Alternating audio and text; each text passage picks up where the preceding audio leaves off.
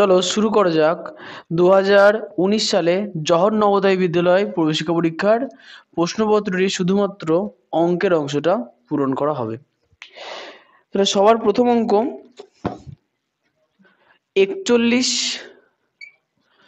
দাগের অঙ্ক। লেখা আছে যে 15/1/2 মাইনাস 12/5 গুণ 5/8 প্লাস ফার্স্ট ব্র্যাকেট 7 ভাগ 1/3/4 ফার্স্ট ব্র্যাকেট বন্ধ থার্ড ব্র্যাকেট বন্ধ গুণ 2। এই অঙ্কগুলোতে করার আগে আগে একটু মিলিয়ে নেবো যে ঠিকঠাক টুকলাম কিনা। সবার প্রথমে দেখো আছে 15/1/2 মাইনাস 12/5 গুণ 5/8 যোগ 7 ভাগ 1/3/4 গুণ 2। ওকে, তাহলে এখন বদমাস নিয়ম অনুযায়ী সবার প্রথমে ফার্স্ট ব্র্যাকেটের কাজ করতে হয়, কিন্তু ফার্স্ট ব্র্যাকেটের কাজ করার আগে আমরা এখানে সবার প্রথমে এই যে মিশ্র আকারে যেগুলো আছে সেগুলো মিশ্র থেকে অপ্রকৃত ভগ্নাংশে নিয়ে আসবো। তাহলে এখানে হবে কি 15 আর 2 গুণ হবে, তাহলে 15 2 গুণ 30 আর 1 31, তাহলে 31/2 বিয়োগ থার্ড ব্র্যাকেট 12/5 গুণ 5/8 যোগ ফার্স্ট ব্র্যাকেট 7 ভাগ 1/3/4, তাহলে 7 ভাগ 4 একে 4 আর 3 7/4 ব্র্যাকেট বন্ধ থার্ড ব্র্যাকেট গুণ 2। ওকে, এবার সবার প্রথমে কাজ করব ফার্স্ট ব্র্যাকেটের।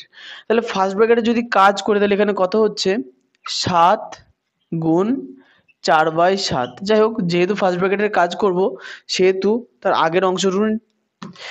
আগের অংশটুকুনি টুকে নেব। তাহলে লিখে ফেলি 31/2 বিয়োগ থার্ড ব্র্যাকেট 12/5 গুণ 5/8 যোগ 7 ভাগের জায়গায় লিখব গুণ। এখন ভাগের জায়গায় যে গুণ লিখলাম সেহেতু এই পরের সংখ্যাটা উল্টে যাবে, মানে কি লিখবো 4/7 থার্ড ব্র্যাকেট বন্ধ গুণ 2। এখন দেখতে পাচ্ছি কি 7 আর এই হরের 7 কাটাকুটি যাচ্ছে, তাহলে 7 আর 7 কেটে দিলাম, তাহলে এখানে পড়ে থাকলো 4। আবার দেখো এখানে 12 আর 8 কাটাকাটি যাচ্ছিল, তাহলে 4 দিয়ে কাটলে 4 দুগুণে 8, 4 দিয়ে কাটলে 3 4 12। একইভাবে দেখো 5 একে 5 আবার 5 একে 5, তাহলে থাকলো এখানে 3 একে 3 আর নিচে 2 একে 2, তাহলে কি লিখবো 31/2 বিয়োগ থার্ড ব্র্যাকেট 3 একে 3/2 একে 2 যোগ 4 ব্র্যাকেট বন্ধ ইনটু সমান সমান 31/2 বিয়োগ দেখো 3/2 যোগ 4। আমরা জানি যে কোনো ভগ্নাংশের সঙ্গে যদি কোনো পূর্ণ সংখ্যা গুণ আকারে থাকে তার মানে সেটা আছে মিশ্র আকারে অর্থাৎ পূর্ণ আকারে। অর্থাৎ এখানে লেখা আছে যে 4 পূর্ণ 3/2, তাই না? তাহলে হবে কি 4 দুগুণে 8, 8 আর 3 যোগ করলে 11, তাহলে 11/2 এবার এই গুণ 2। এখন দেখো নিচের 2 আর সাইডের গুণ 2 কেটে যাবে, তাহলে থাকলো কত 11। 31/2 বিয়োগ 11, তাহলে এটাকে যদি পুরোপুরি বিয়োগ করি তাহলে নিচে চলে যাবে 2, আচ্ছা সাইডে নিয়ে যাই। হ্যাঁ, এই অংশটা আমি সাইডে নিয়ে এসে করছি কারণ ওখানে ধরছে না। দেখো ওখানে আছে কত 31/2 বিয়োগ 11, তাহলে এখানে তাই লিখি 31/2 বিয়োগ 11 সমান সমান দেখো যে সর্বপ্রথম লসাগু হবে 2, লসাগু 2 হলো। এখন 2 যদি লসাগু হয় তাহলে দেখো এই 2 দিয়ে লসাগু 2 কে ভাগ করো, ভাগফল 1, 1 দিয়ে 31 গুণ করো, তাহলে 31 একে 31 বিয়োগ দেখো 11 নিচে কিছু নেই মানে 1 আছে, ওই 1 দিয়ে যদি এই 2 কে ভাগ করো তাহলে 2 একে 2, তাহলে 11 দুগুণে 22। এখন দেখো 31 থেকে যদি 22 বাদ দাও তাহলে কত হয়, তাহলে 22 থেকে 30 8, 8 আর একে 9, তাহলে 9/2। এখন অপশান মেলাবো, অপশান এ তে আছে 2/9, অপশান বি তে আছে 7/2, সি তে 9/2, ডি তে 11/2, তাহলে দেখা যাচ্ছে যে আমাদের উত্তর হলো অপশান সি, অ্যান্সার সি। আশা করি বুঝতে পারলাম। এবার নেক্সট অঙ্কে চলে যাব, এটা মুছে ফেলি। আচ্ছা, যারা যারা এই অংশটা টুকরে নিতে চাও বা আরেকটু ভালো করে বুঝে নিতে চাও তাহলে কি করবা, ভিডিওটাকে রিভার্স করবা। রিভার্স মানে এই অংশে চাপ দাও, স্ক্রিনে ট্যাপ করো, দেখো যে ভিডিওটা পিছিয়ে যাবে। ঠিক আছে, পিছিয়ে যাওয়ার পর আবার প্রথম থেকে ভিডিওটা একবার চালিয়ে দেখে নাও, দেখো প্রবলেম আশা করি সলভ হয়ে যাবে এবং অঙ্কটা স্টেপ বাই স্টেপ তুমি বুঝতে পারবে। ওকে, মুছে দিলাম।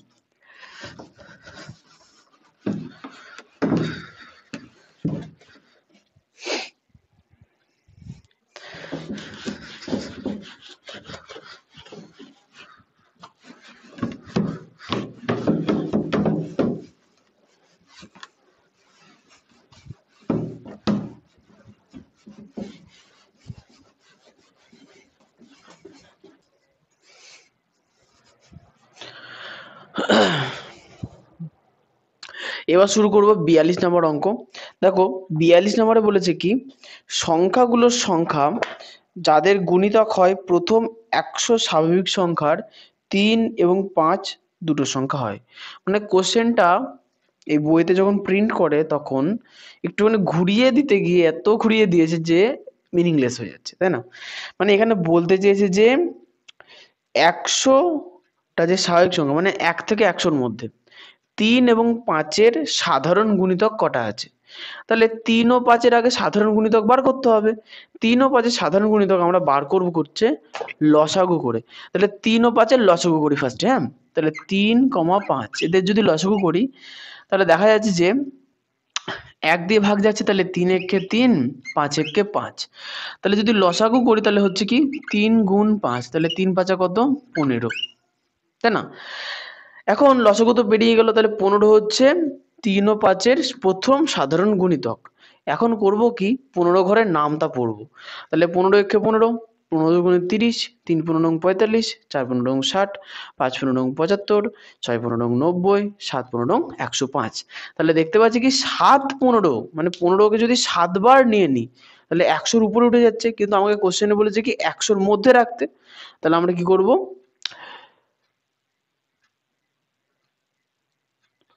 5 15 60, 6 15, 5 15 75, 6 15 90। আচ্ছা, তাহলে 6 15। তার মানে কি 15কে আমরা 6 বার যদি গুণ করি তাহলে 90-এর মধ্যে থাকছে, কিন্তু যেই 7 দিয়ে গুণ করতে যাচ্ছি সেই 100-র উপরে চলে যাচ্ছে। তার মানে কি আমাদের অ্যান্সার হচ্ছে এইটা, যে 15কে আমরা 6 বার নিতে পারবো।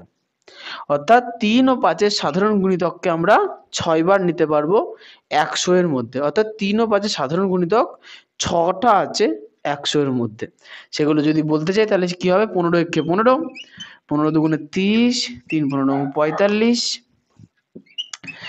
4 15 60, 5 15 75, 6 15 90। তাহলে 15 সাধারণ গুণিতক আমরা পাচ্ছি 6টা। বুঝতে পারলাম? তার মানে কি 3 ও 5-এর সাধারণ গুণিতক আমরা পাচ্ছি 6টা, কার মধ্যে 100-র মধ্যে, 1 থেকে 100-র মধ্যে। তাহলে এখানে আমাদের অ্যান্সার হচ্ছে অ্যান্সার ডি।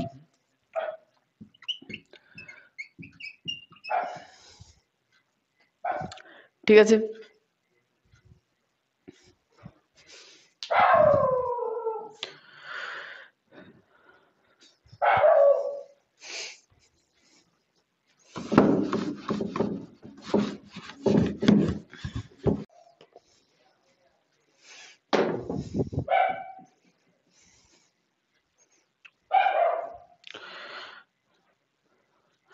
নাও এবার 43-এর অঙ্কটা শুরু করি। দেখো 43-এর অঙ্কটা বলেছে যে নিচের বিবৃতিগুলির মধ্যে কোনটি সত্য। দেখো এতে বলেছে 0 একটি বিজোড় সংখ্যা। দেখো 0 বিজোড় সংখ্যা নয়। কেন বলি, দেখো যদি একক দশক দিই তাহলে আমরা দেখো শিখেছি, কেমন শিখেছি, যে সংখ্যাগুলোর এককের ঘরে 0 এবং 2-এর নামতা 2, 4, 6, 8 এই সবকটা সংখ্যা থাকে তাদেরকে আমরা কি বলি, জোড় সংখ্যা। আর কোন সংখ্যার যদি এককের ঘরে 0, 2, 4, 6, 8 না থাকে, তার বদলে যদি কোনো সংখ্যা থাকে, যেমন মনে করে 1, 3, 5, 7, 9 এই সংখ্যাগুলো থাকে, তাদের আমরা বলি কি বিজোড় সংখ্যা। তাহলে এখন খেয়াল করে দেখো 0 তো নিজে তাহলে এককের ঘরেই আছে, তাহলে 0 কি হবে, জোড় সংখ্যা হবে। তাহলে এখানে বিবৃতি দেখো 2 নম্বর বিবৃতি মানে অপশন বি, 0 একটি জোড় সংখ্যা। তাহলে উত্তর কি হবে, অ্যান্সার বি, যে 0 একটি জোড় সংখ্যা। যদিও পরে দুটো অপশন আমাদের যাচাই করা উচিত। দেখো সি নাম্বার অপশনে বলেছে শূন্য একটি মৌলিক সংখ্যা। দেখো শূন্য মৌলিক না যৌগিক না, কারণ শূন্যকে যদি আমরা ভাঙি তাহলে দেখো কি পাচ্ছি, শূন্যকে যদি আমরা ভাঙতে যাই তাহলে 1 পেতে পারি, আবার দেখো 2ও পেতে পারি, আবার দেখো 3ও পেতে পারি, কারণ আমরা জানি কি শূন্যকে যা দিয়েই ভাগ করি উত্তর তো শূন্যই আসবে, তাই না? তো এই জন্যই শূন্যর ক্ষেত্রে গুণনীয়কের সংখ্যা বা শূন্যকে ভাগ করতে পারি এমন সংখ্যা অনেক বেশি, তাই না? কিন্তু মৌলিক সংখ্যাতে বলছে কি, যদি আমরা কোনো সংখ্যাকে শুধুমাত্র দুটো সংখ্যা দিয়েই ভাগ করতে পারি, যেমন 1 এবং সেই সংখ্যা নিজে, তাহলে আমরা সেই সংখ্যাটাকে মৌলিক সংখ্যা বলবো। আচ্ছা, অপশন ডিতে দেখো বলেছে শূন্য জোড় নয় বিজোড় নয়। দেখো আমরা দেখলাম যে শূন্য জোড় হচ্ছে, কারণ কি এককের ঘরে শূন্য থাকে, শূন্য তাহলে বিজোড় না নিশ্চয়ই, তাহলে অ্যান্সার হচ্ছে বি, যে শূন্য শুধুমাত্র জোড় সংখ্যা। বুঝতে পারলাম। এবার চলে আসি 44-এর কোশ্চেনটা।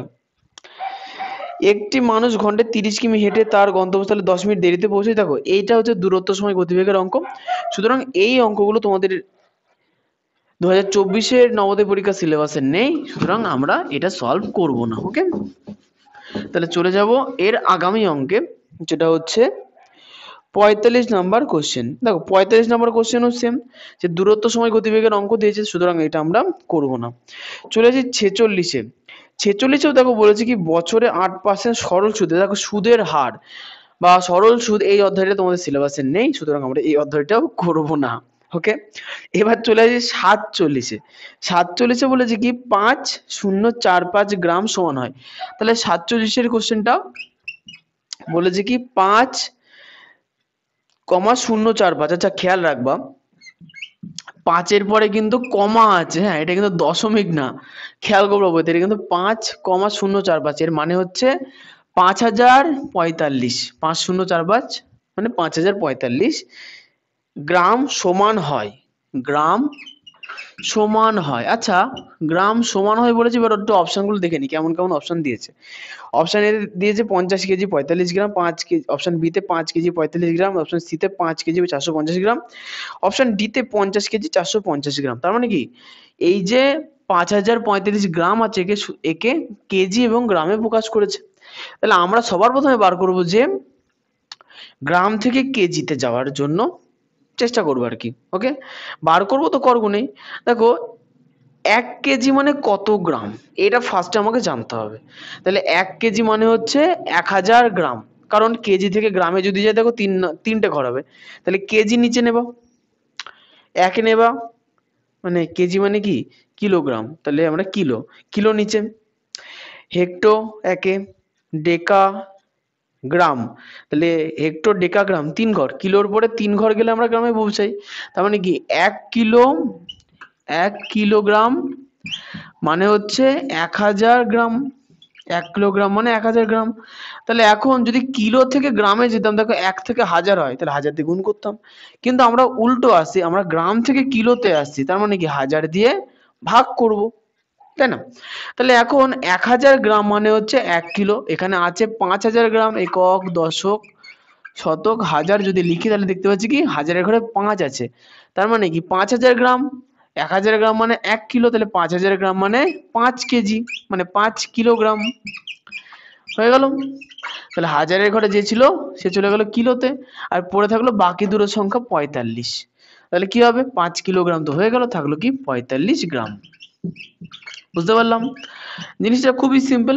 1 কিলোগ্রাম মানে 1000 গ্রাম, উল্টো করে যদি বলি 1000 গ্রামে 1 কিলোগ্রাম হয়, তাহলে 5000 গ্রামে 5 কিলোগ্রাম হবে, আর 45 গ্রাম যেমন ছিল তেমনই পড়ে থাকবে। ওকে, মুছে ফেললাম। এবার চলে আসবো 48-এ। ওকে,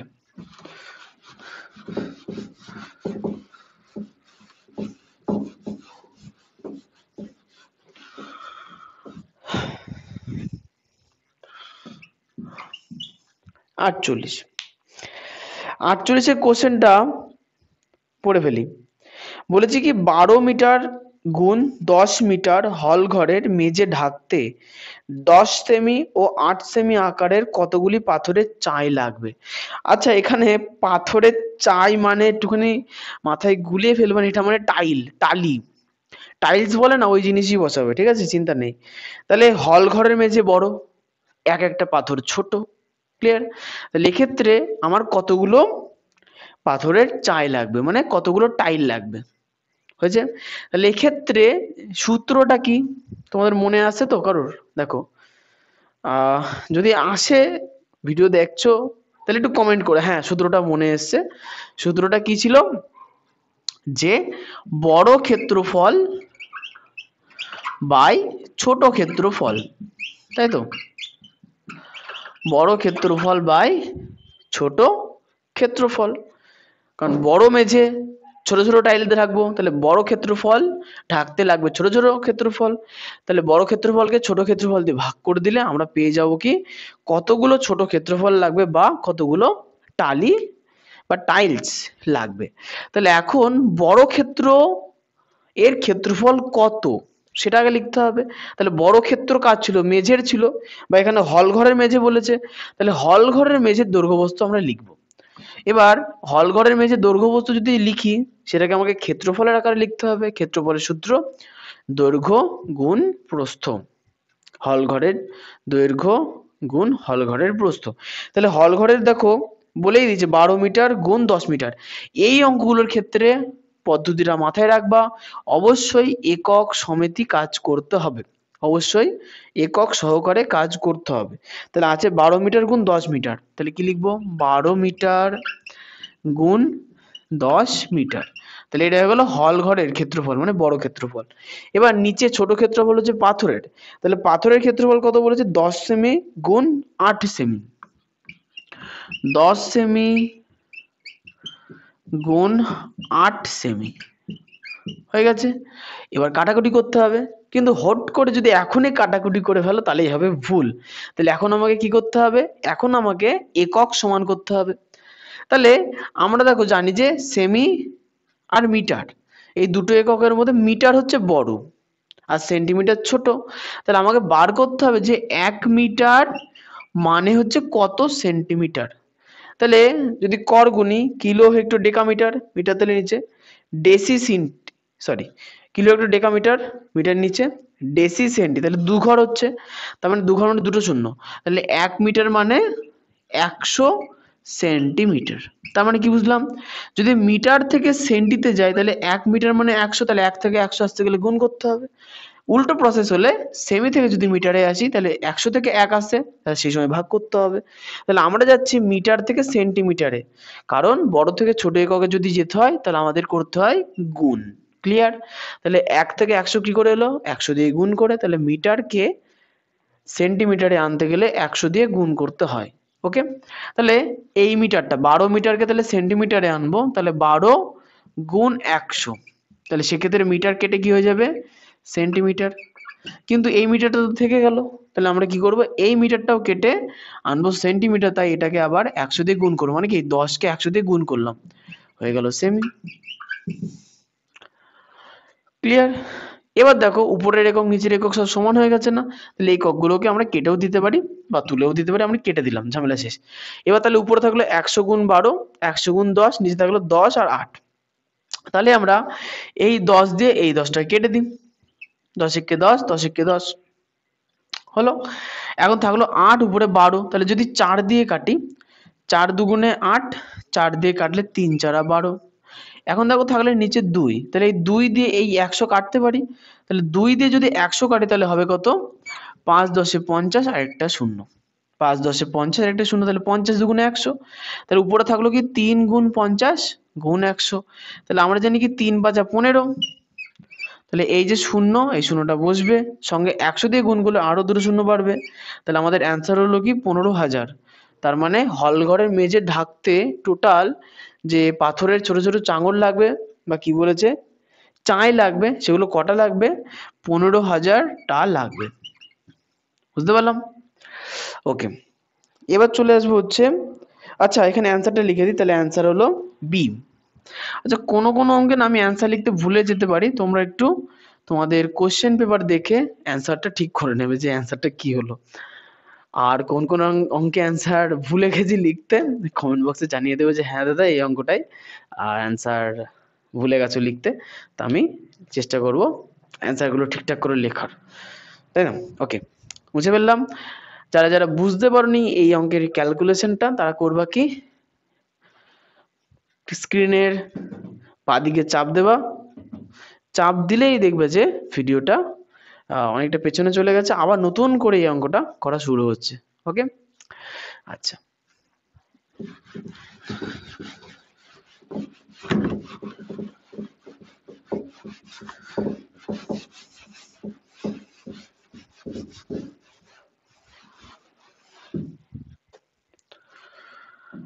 এবার চলে আসবো 49 নম্বর কোশ্চেনে।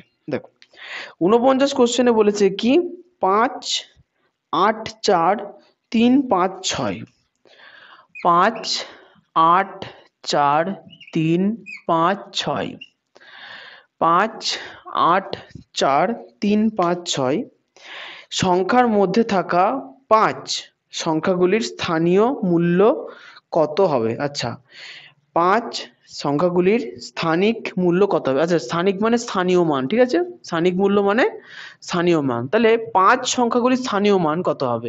তাহলে এই যে 5 আছে, বাদিক থেকে ক্যালকুলেশন করব। তাহলে এই 5 এর স্থানীয় মূল্য কত? স্থানীয় মূল্য বার করার সব থেকে সহজ পদ্ধতি হচ্ছে, যার স্থানীয় মূল্য বার করছি সেই সংখ্যার নিচে ওই সংখ্যাটা লেখো, এবং তার বাঁদিকে যতগুলো ঘর আছে, 1 2 3 4 5টা, তাহলে সেই সব জায়গায় 5টা শূন্য বসিয়ে দাও। হয়েছে? তাহলে এই যে 5, এই 5 এর স্থানিক মূল্য কত হলো? 5 এর পেছনে 5টা শূন্য হয়ে গেল। এরপর আরেকটা 5 কোথায় আছে? এইখানে। তাহলে এই 5টার নিচে ঠিক ওই 5 লেখো। 5 এর ডান পাশে ঘর কটা? একটা, তাহলে একটা শূন্য। কোশ্চেনটা একটা ছোট্ট জিনিস লোকানো আছে, যে স্থানিক মূল্যগুলোর করবোটা কি, তাই না? এক্ষেত্রে স্থানিক মূল্যগুলোর করতে হবে যোগফল, কারণ কোশ্চেনে বলেছে কি 5 সংখ্যাগুলির স্থানিক মূল্য কত হবে।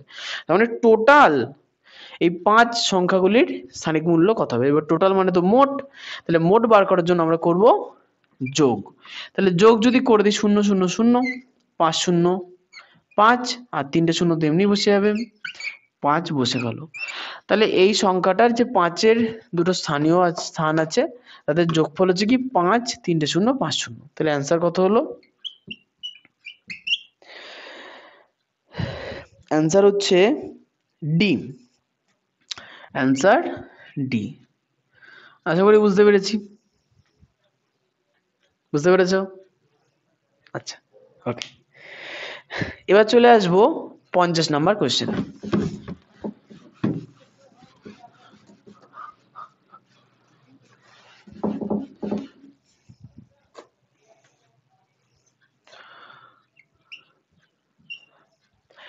পঞ্চাশ নম্বর প্রশ্নে বলেছে প্রত্যেকটি 10 সেমির দুটি নিরেট ঘনক।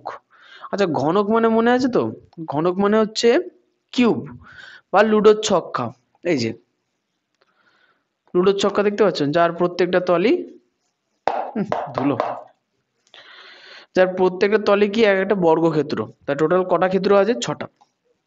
ওকে, লুডোর ছক্কার মতো একদম। তাহলে 50-এর কোশ্চেনটা বলেছে কি প্রত্যেকটি 10 সেমির দুটি নিরেট ঘনক, যার প্রত্যেকটির বাহু সেমি, দুই প্রান্ত বরাবর যুক্ত আছে, এভাবে প্রাপ্ত ঘনকের আয়তন কত? আচ্ছা, তার মানে কি দুটো 10 সেমির ঘনক যুক্ত আছে, পরিষ্কার কথা। দুটো 10 সেমির ঘনক মানে মনে করো এই ঘনকের এক একটা বাহুর দৈর্ঘ্য মনে করো 10 সেমি করে আছে, তাহলে এরকম দুটো ঘনক পরপর জুড়ে আছে। তাহলে দুটো ঘনক যদি পরপর জুড়ে থাকে, তাহলে সেই প্রাপ্ত ঘনকের আয়তন কত হবে? তাহলে একটা 10 সেমি বাহু বিশিষ্ট ঘনকের আয়তন বার করব, তাকে 2 দিয়ে গুণ করে দেবো, ঝামেলা শেষ। তাহলে এখন ঘনকের আয়তনের সূত্র কি? ঘনকের আয়তনের সূত্র হচ্ছে, আচ্ছা যে যে পারবা কমেন্টে লেখো, ঘনকের আয়তনের সূত্র কমেন্টে লেখো। ঘনকের আয়তন এর সূত্র হচ্ছে বাহু গুণ বাহু গুণ বাহু। তাহলে ঘনকের এক একটা বাহু বলেছে 10 সেমি করে, তাহলে কত গুণ হবে? 10 গুণ 10 গুণ 10।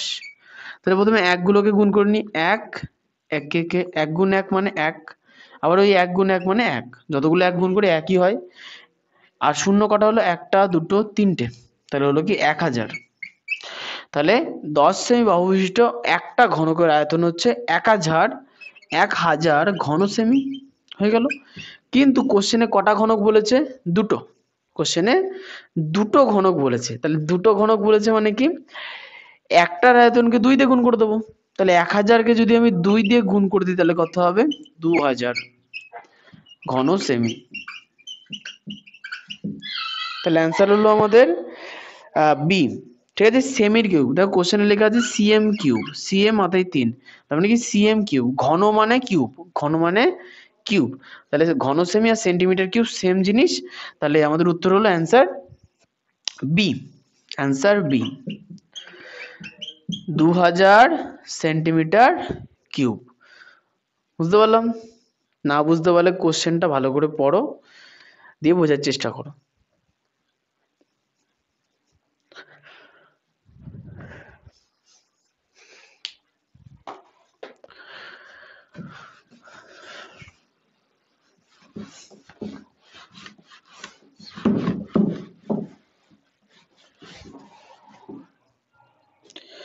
এবার আসবো 51 নাম্বার কোশ্চেনে। দেখো 51 নাম্বার কোশ্চেনে বলেছে যে 150% সমান হয়। আচ্ছা, 150% সমান হয়, অপশনগুলো একবার দেখে নেবো। অপশানে আছে দশমিক আকারে, অপশানগুলো দেখো ভালো করে, 1.5, বিতে 5.1, সিতে 0.15, ডিতে 15.0। আচ্ছা, তার মানে কি এটাকে আমাকে দশমিকে প্রকাশ করতে হবে। দেখো তোমরা সবাই জানো যে পার্সেন্টেজ এই চিহ্নটার একটা নির্দিষ্ট মান আছে। পার্সেন্টেজ চিহ্ন নির্দিষ্ট মান কত? 1/100, হয়েছে। তাহলে 150-এর সঙ্গে পার্সেন্টেজ কি আকারে আছে? গুণ আকারে, তাহলে 150 গুণ 1/100, হয়েছে। এবার ব্যাপারটা হচ্ছে কাটাকাটি করলে ঝামেলাটা মিটে যাবে। তাহলে 0 0 কেটে দিলাম, 5 দিয়ে কাটো। আচ্ছা, 5 দিয়ে আর কাটবো না, কেন বলো তো? 5 দিয়ে কাটলে না ঝামেলা হয়ে যাবে, কারণ কোশ্চেনে তো দশমিকে দিয়েছে, তাহলে আমরা জাস্ট দশমিক চেঞ্জ করবো। তাহলে এখানে হলো কত? দেখো 15 আছে, 15 একে 15 উপরে আর 10 নিচে। তাহলে আমি বলেছিলাম যে দশমিক বসানোর সব থেকে সহজ পদ্ধতি হচ্ছে শেষে যতগুলো শূন্য থাকে দশমিকের পরে ততগুলো ঘর থাকবে। তাহলে আমাদের এখানে আছে কত? উপরে 15। বেশি কিছু করতে হবে না, বুঝতে না পারলে নিচে 10 লেখো। তাহলে শূন্য যেখানে আছে তার আগে দশমিক বসিয়ে দাও, হয়ে গেছে।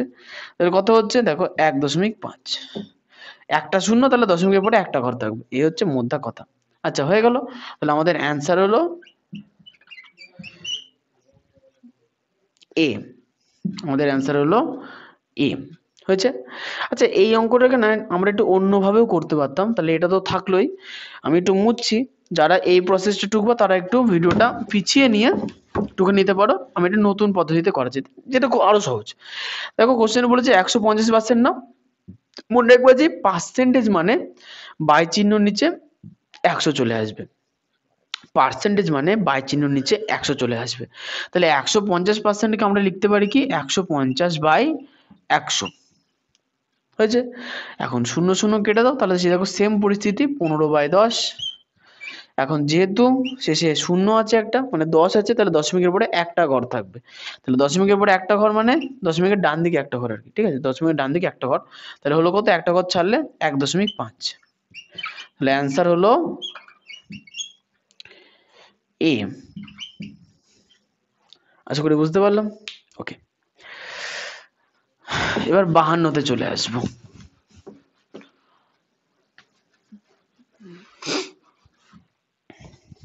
হুম, 52 সেই ফল বিক্রেতার লেবুর অঙ্ক, যেটা অনেক পেপারেই দিয়েছে। দেখো 52 কোশ্চেনটা বলেছে কি, একজন ফল বিক্রেতা 1 টাকায় 2টা লেবু কেনে, মানে একজন ফল বিক্রেতা 1 টাকায় 2টো লেবু কিনেছে এবং 3 টাকায় 5টা বিক্রি করে, এবং 3 টাকায় 5টা লেবু বিক্রি করবে, তার শতকরা কত টাকা লাভ হয়? দেখো এই জাতীয় অঙ্কগুলোতে প্রধান সমস্যা হচ্ছে যে যতগুলো লেবু কিনলো দেখো ততগুলো লেবু বিক্রি করে নি। দেখো বলেছে কি 1 টাকায় 2টো লেবু কেনে, তাহলে কিনলো 2টো। কিন্তু বিক্রির সময় বলেছে কি 3 টাকায় 5টা বিক্রি করে, তাহলে বেচলো 5টা। তাহলে এইখানে প্রবলেমটা এই অংশেই। সুতরাং এক্ষেত্রে আমরা করব কি একটা লেবুর ক্রয় মূল্য এবং একটা লেবুর বিক্রয় মূল্য বার করব। সেখান থেকে আমরা বার করব যে লাভ বা ক্ষতি, এবার সেখান থেকে আমরা বার করব যে শতকরা লাভ বা শতকরা ক্ষতি। ক্লিয়ার? কারণ কোশ্চেনে বলেছে কি শতকরা কত টাকা লাভ হয়। বুঝতে পারলাম? তাহলে সবার প্রথম কাজ আমার কি একটা লেবুর ক্রয় মূল্য এবং একটা লেবুর বিক্রয় মূল্য বার করা। তাহলে একটা লেবুর ক্রয় মূল্য ফার্স্টে বার করব। তাহলে ক্রয় লিখি ফার্স্টে, ক্রয়। তাহলে আমরা বার করব কি একটা লেবুর ক্রয় মূল্য, তাহলে মূল্য বার করব, তাই জন্য মূল্য থাকবে ডান দিকে আর লেবু থাকবে বাঁ দিকে। তাহলে ওরা কিনেছিল কি, কিনেছিল 2টো লেবু। কটা লেবু? 2টো। 2টো লেবু কিনেছিল 1 টাকায়। দেখো কোশ্চেনে লেখা আছে না 1 টাকায় 2টো লেবু, তার মানে কি 2টো লেবুর দাম 1 টাকা। তাহলে একটা লেবুর দাম কত? কম না বেশি? অবশ্যই কম। 2টো লেবুর দাম যদি 1 টাকা হয় তাহলে একটা লেবুর দাম কম। তাহলে ভাগ করব 1/2 টাকা। তাহলে কি পেলাম? একটা লেবুর ক্রয় মূল্য 1/2 টাকা।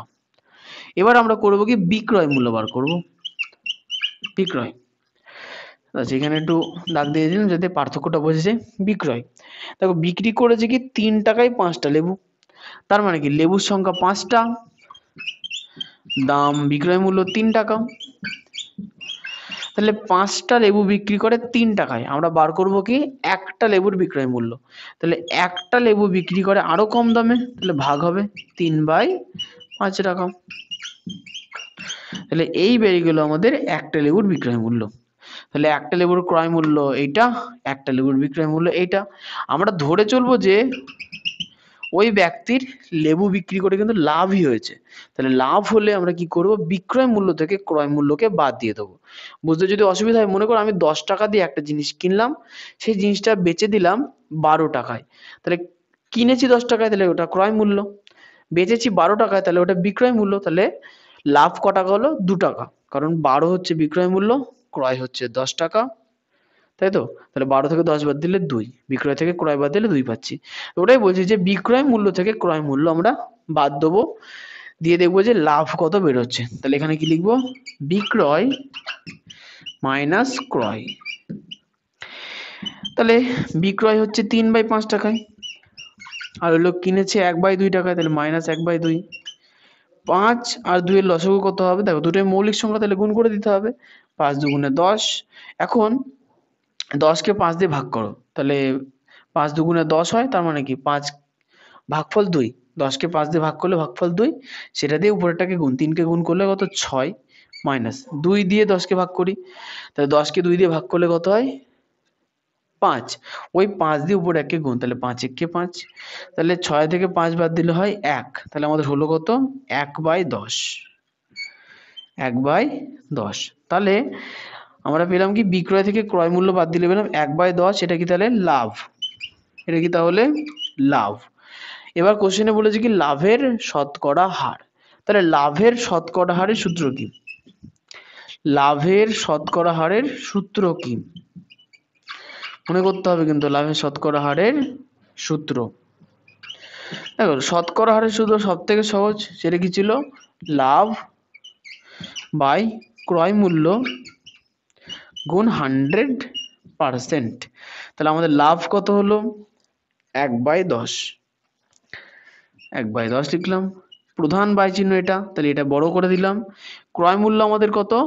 1/2, তাহলে 1/2 লিখলাম, এটা আমাদের ক্রয় মূল্য গুণ 100। এখন তোমরা শিখেছো যে যদি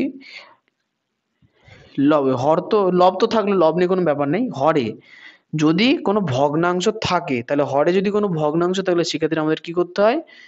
লব যেমন আছে তেমনই থাকে, শুধু হরকে সাইডে গুণ আকারে উল্টে নিয়ে আসতে হয়। মানে কি লবে কত আছে? 1/10, তাহলে গুণ দেবো, হয়েছে? দিয়ে 1/2টাকে পাশে আনবো কি গুণ আকারে, কিন্তু ওটা উল্টে যাবে, সেটা হবে তাহলে 2/1 গুণ কত? 100। তাহলে 2 দিয়ে 10 কাটলে 5, তাহলে নিচে 5 আছে সাইডে 100, তাহলে কাটাকাটি করি। 5 একে 5, 5 20 100, তাহলে কত পেলাম? লাভের শতকরা হার আমাদের বেরোলো 20 ইকুয়াল টু, যেখানে দিই 20, তাহলে আমাদের লাভ কত হলো? 20%। 20% লাভ, 20% লাভ, তাহলে অপশন ডি। তাহলে এই অঙ্কটার অ্যান্সার বেরোলো আমাদের ডি। অঙ্কটার প্রসেস একবার রিভিশন করে দিই। দেখো কোশ্চেনে বলেছিল যে একটা ব্যক্তি 1 টাকায় 2টো লেবু কেনে এবং 3 টাকায় 5টা লেবু বিক্রি করে, তাহলে ওই ব্যক্তির লাভ হলো না ক্ষতি হলো? কোশ্চেনটায় যতগুলো লেবু কিনছিল ঠিক ততগুলো লেবু বিক্রি করেনি, এই জন্য আমরা কি বুঝতে পারলাম যে একটা লেবুর ক্রয় মূল্য এবং একটা লেবুর বিক্রয় মূল্য দিয়ে আমাদের অঙ্কটা করতে হবে। তাহলে সেক্ষেত্রে প্রথমে ক্রয় মূল্য বার করলাম। ক্রয় মূল্য কি? আমরা যেহেতু মূল্য বার করছি তাই মূল্যটাকে আমরা রাখবো ডান দিকে আর লেবুর সংখ্যাটাকে রাখবো বাঁ দিকে। তাহলে প্রথমে ওই লোক 1 টাকায় 2টো লেবু কিনেছিল, অর্থাৎ উল্টে যদি লিখি 2টো লেবু কিনেছিল 1 টাকায়, তাহলে একটা লেবু কিনবে কম দামে, তাহলে 1/2 হাফ টাকায়। বুঝতে পারলাম? আচ্ছা, একইভাবে বিক্রয় মূল্য বার করি। 5টা লেবু কিনেছিল 3 টাকায়, তাহলে একটা লেবু, ভুল বললাম, বিক্রয় মূল্য তো, তাহলে 5টা লেবু বিক্রি করেছিল 3 টাকায়, তাহলে একটা লেবু বিক্রি করেন 3/5, মানে আরো কম দামে বেচবে, তাই না? ওকে, এবার তাহলে কি করব? বিক্রয় মূল্য থেকে ক্রয় মূল্য বাদ দেবো যাতে আমরা লাভ পেতে পারি। তাহলে বিক্রয় মূল্য বিয়োগ ক্রয় মূল্য, 3/5 বিয়োগ 1/2, বিয়োগ করে পেলাম কি 1/10, এটা কি লাভ হলো? কিন্তু কোশ্চেন এটা চায়নি, কোশ্চেনে চেয়েছে লাভের শতকরা হার, আর লাভের শতকরা হারের সূত্র কি? লাভ বাই ক্রয় ইন্টু 100%। তাহলে লাভ আমাদের বেরিয়েছিল 1/10 আর ক্রয় মূল্য আমাদের বেরিয়েছিল 1/2, তাহলে 1/10 মেন বাই চিহ্ন 1/2 গুণ 100। এখন আমরা জানি কি, যদি কোনো ভগ্নাংশের হরে কোনো ভগ্নাংশ থাকে সেক্ষেত্রে সেই ভগ্নাংশটাকে সাইডে আনতে হয় গুণ আকারে, কিন্তু কন্ডিশন কি? উল্টে যায়, ভগ্নাংশটা উল্টে যায়। যেমন এখানে 1/2টা সাইডে গুণ আকারে এসে 2/1 আকারে ইন্টু 100 হয়ে গেল। আচ্ছা, এখন বিষয়টা হচ্ছে কাটাকাটি করতে হবে, তাহলে উপরের 2 আর নিচের 10 কাটলাম, তাহলে নিচে 5 হলো, এই 5 দিয়ে সাইডের 100টাকে কেটে দিলাম, তাহলে হলো 20, 5 20 100। তাহলে এক্ষেত্রে আমরা দেখতে পেলাম কি ওই ব্যক্তির 20% লাভ হচ্ছে। ক্লিয়ার হলো? ওকে, তাহলে মুছে দিয়ে চলে আসবো নেক্সট অঙ্কে, সেটা হচ্ছে 53। যদি অঙ্কটা বুঝতে না পারো তাহলে আবারও বলছি, ভিডিওটা রিভার্স করো, অর্থাৎ বাঁদিকে চাপ দাও, ভিডিও পিছিয়ে যাবে, সেখানে গিয়ে অঙ্কটা আরেকবার দেখো। কিন্তু মনে রাখবো অঙ্কটা দেখার আগে কোশ্চেনটাকে ভালো করে 2 থেকে 3 বার পড়বা। কোশ্চেনের প্যাটার্নগুলো বোঝার চেষ্টা করো, কারণ কোশ্চেন নতুন হতে পারে কিন্তু প্যাটার্ন নতুন হয় না, পদ্ধতিটা খুব একটা নতুন হয় না। ক্লিয়ার? ওকে, এবার চলে আসবো 53 নম্বর কোশ্চেনে।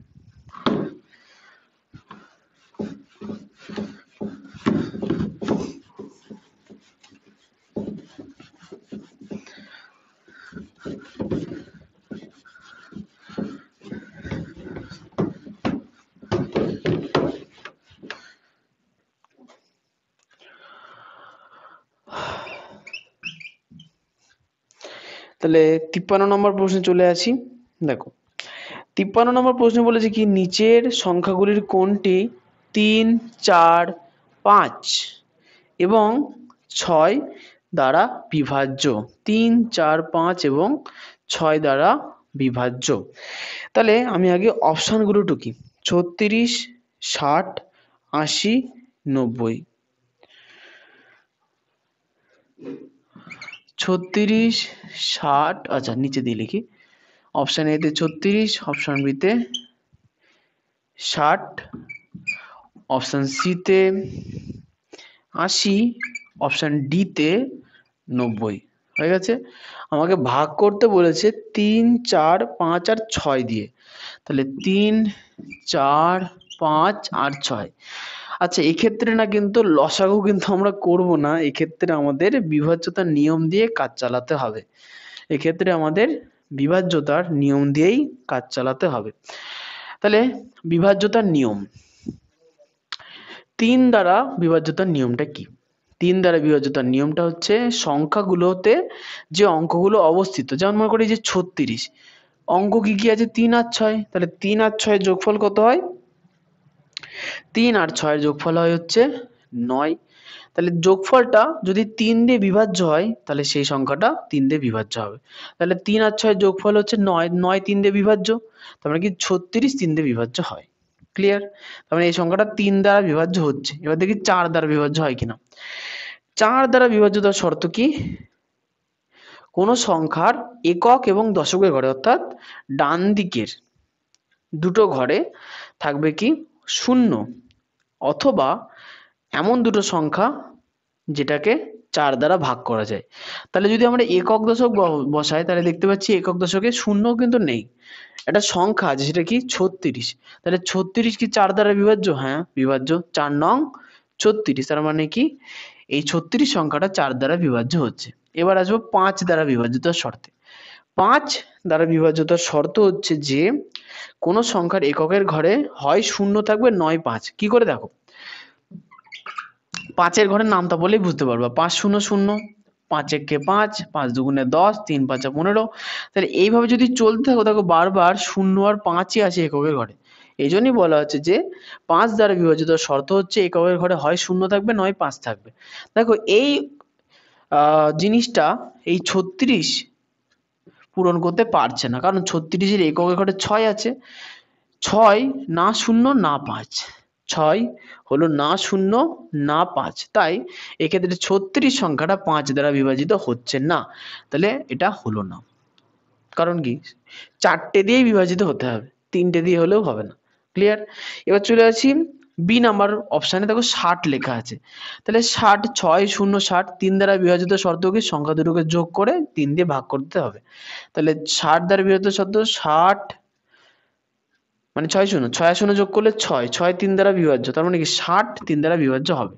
এবার 4 দ্বারা বিভাজিত শর্ত কি একক আর দশকে হয় শূন্য থাকবে না এমন সংখ্যা থাকবে যেটা 4 দিয়ে বিভাজ্য হয়। শূন্য তো নেই দুটোতে, তাহলে 4 দিয়ে ভাগ করা যায় কিনা দেখি। আমরা জানি কি 4 15 60 হয়, 4 15 60 হয়। তাহলে 4 15 60, তার মানে কি 60 4 দ্বারা বিভাজ্য। এবার 5 দ্বারা বিভাজিত শর্ত অ্যাপ্লাই করি। 5 দ্বারা বিভাজ্যতার শর্ত হচ্ছে যে এককের ঘরে শূন্য থাকতে হবে অথবা 5 থাকতে হবে। দেখো এটার এককের ঘরে শূন্য আছে, তার মানে কি এটা 5 দ্বারাও বিভাজ্য হচ্ছে। আর লাস্টে আছে 6 দ্বারা বিভাজ্যতার শর্ত। 6 দ্বারা বিভাজ্যতার শর্ত হচ্ছে সংখ্যাটাকে জোড় হতে হবে, অর্থাৎ 2 দিয়ে বিভাজ্য হতে হবে এবং 3 দিয়ে বিভাজ্য হতে হবে, কারণ কি 6 মানে 2 গুণ 3, তাই না? তাহলে আমরা জানি কি যে কোনো জোড় সংখ্যার এককে 0 2 4 6 8 থাকে। তাহলে দেখো 60-এর এককে 0 আছে, তার মানে কি এটা জোড় সংখ্যা, তাহলে 2 দ্বারা বিভাজ্য। আর একটু আগে দেখলাম কি সংখ্যাটা 3 দ্বারা বিভাজ্য হয়, তার মানে কি 60 3 4 5 6 এই সব কটা অঙ্ক দ্বারাই বিভাজিত হচ্ছে। তাই 60-কে আমরা কি বলবো, আমাদের উত্তর হবে 60। কি আর বলবো, আমাদের উত্তর হবে 60, যেটা 3 4 5 6 সবকটা সংখ্যা দ্বারা বিভাজ্য। Answer B. যারা যারা এই জিনিসটা বুঝতে পারলে না তাদেরকে আমি আবারও বলছি, তারা কিন্তু বিভাজ্যতার শর্তগুলো ভালো করে বাড়িতে পড়ো। সূত্রের খাতায় লেখানো আছে তোমাদের, বিভাজ্যতার শর্তগুলো ভালো করে বাড়িতে পড়ো, তাই না? ওকে, চলে আসবো নেক্সট অঙ্কে। তার আগে মার্কারে একটু কালি ভরে নি।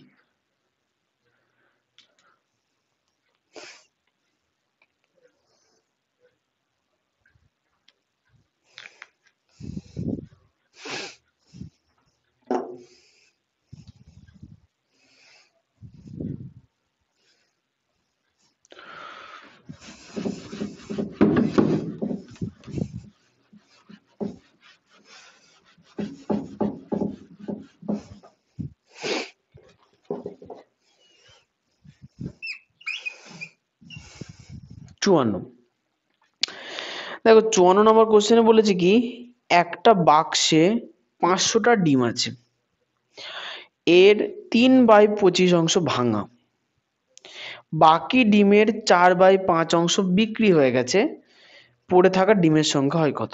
আচ্ছা ভালো করে বুঝতে হবে। কোশ্চেনে বলেছে 500খানা ডিম আছে, 500খানা টোটাল ডিম আছে, এই 500টা ডিমের 3/25 অংশ ভাঙা। তাহলে আগে ভাঙা ডিমের সংখ্যাটা বার করি। কি করে বার করব? 500 এর 3/25 অংশ বলেছে, তার মানে কি 500-কে 3/25 দিয়ে গুণ করে দিলেই পেয়ে যাবো কি ভাঙা ডিমের সংখ্যা।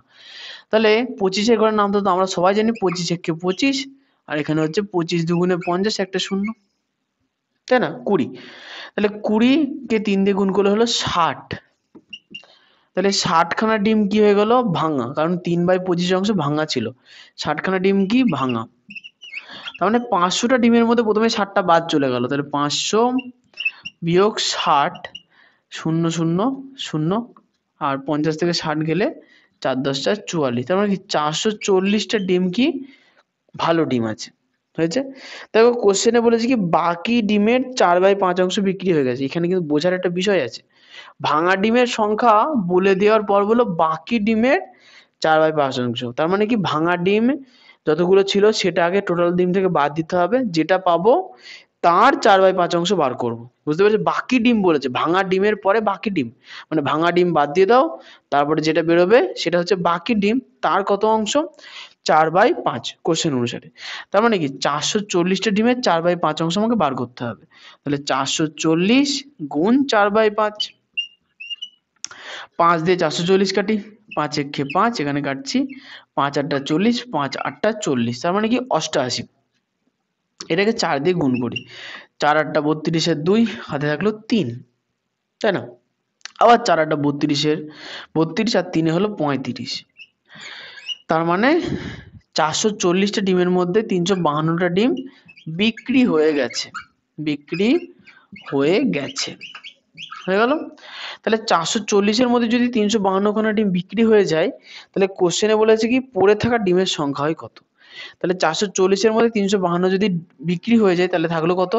440 বা এই বিয়োগ 352, বিয়োগ করি, 10 থেকে 2 গেলে 8, এখানে থাকলো 3, তাহলে 3 থেকে 5 যায় না, তাহলে 13 থেকে 5 গেলে 5 আর 5 10 8, 88। তার মানে কি 88টা ডিম এখনো পড়ে আছে। তাহলে এটা হচ্ছে কি পড়ে আছে। কটা ডিম পড়ে আছে? 88টা। তাহলে অ্যান্সার হলো কত? অ্যান্সার হলো হচ্ছে বি। অ্যান্সার হলো বি, যে 88টা ডিম পড়ে আছে। ক্লিয়ার হলো? যদি বুঝতে না পারো তাহলে আমি একবার রিভিশন করে দিচ্ছি, আর যারা অঙ্কটা বুঝতে পেরেছো তারা এই সাইডে চাপ করে স্কিপ করে যেতে পারো, অথবা একটু ফাস্ট ফরওয়ার্ড করে নিয়ে এইটুকুনি সহজে একবার স্পিডে দেখে নিতে পারো। শোনো, তাহলে বলেছে যে কোশ্চেনে আমি আবারও বলছি, কোশ্চেনে বলেছে কি টোটাল 500টা ডিম আছে।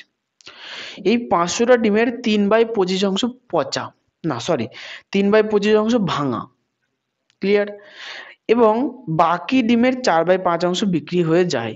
তাহলে পড়ে থাকা ডিমের সংখ্যা কত? মানে প্রথমে ভাঙা ডিম যেটা ছিল সেটা আগে বার করে নিয়ে বাদ দিতে হবে, তাহলে আমরা কি পাবো? বাকি ডিম। কোশ্চেনে কিন্তু বলেছে কি বাকি ডিমের 4/5 অংশ, তাহলে আমাকে আগে বার করতে হবে কি বাকি ডিম। বুঝতে পারলাম? তার আগে বার করতে হবে কি ভাঙা ডিম। ভাঙা ডিম না বাদ দিলে তো বাকি ডিম পাবো না, তাই না? তাহলে ভাঙা ডিম বলেছে কি 3/25 অংশ, তাহলে 500 গুণ 3/25 কাটাকাটি করে পেলাম কত? 60। তাহলে 60 খানা ডিম ভাঙা। তাহলে 60 খানা ডিম যদি ভাঙা হয় তাহলে বাকি থাকলো কটা? মোট ডিমের থেকে এই 60 খানা ডিম বাদ দাও, তাহলে মোট ডিম ছিল 500টা, বাদ দেবো 60টা, তাহলে হলো 440টা। তার মানে কি 60টা ভাঙা ডিম বাদ দিলে এখন ভালো ডিম পড়ে থাকলো 440টা। হলো, এই 440টা ডিমের মধ্যে বলেছে কি 4/5 অংশ বিক্রি হয়ে গেছে।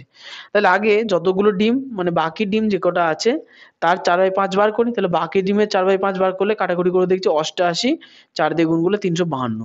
তার মানে কি 440টা ডিমের মধ্যে 352 ডিমটা বিক্রি হয়ে গেছে। 440-এর মধ্যে 352 বিক্রি হয়ে গেছে। তাহলে বিক্রি হয়ে গেলে পড়ে থাকলো কটা? ডিম ছিল 440টা, তার মধ্যে 352টা বিক্রি, তাহলে বিয়োগ দিয়ে দাও, তাহলে হলো 88। তার মানে কি 88টা ডিম এখনো পড়ে আছে। বুঝতে পারলাম? ঠিক আছে, এবার চলে আসি 55 নম্বর কোশ্চেনে।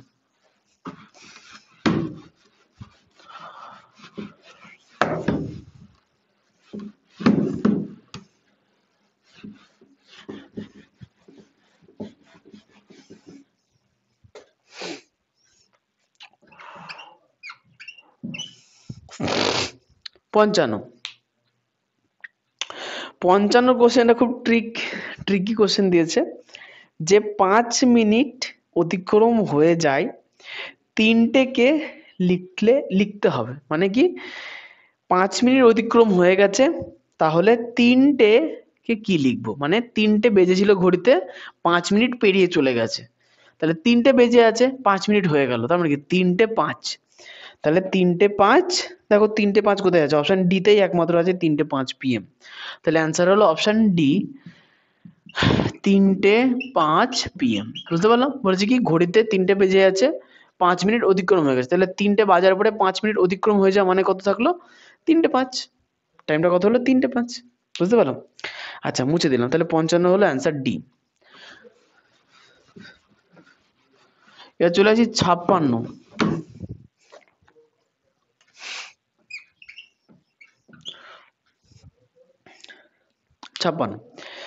56 কোশ্চেনটা বলেছে যে 5 রাশির সবচেয়ে বড় সবচেয়ে ছোট সংখ্যার মধ্যে পার্থক্য যা পুনরাবৃত্তি ছাড়া 0, 3, 6, 7 এবং 9 দ্বারা গঠিত হয়। ভালো করে বুঝবা, 5 রাশির সবচেয়ে বড়